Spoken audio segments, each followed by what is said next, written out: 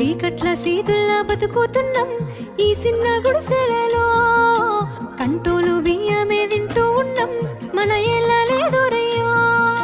కష్టాల్లో తోడున్న అందరికీ నా ఒళ్ళని కనిపిస్తలేనమ్మ కొందరికి కష్టాల్లో నేనున్నని.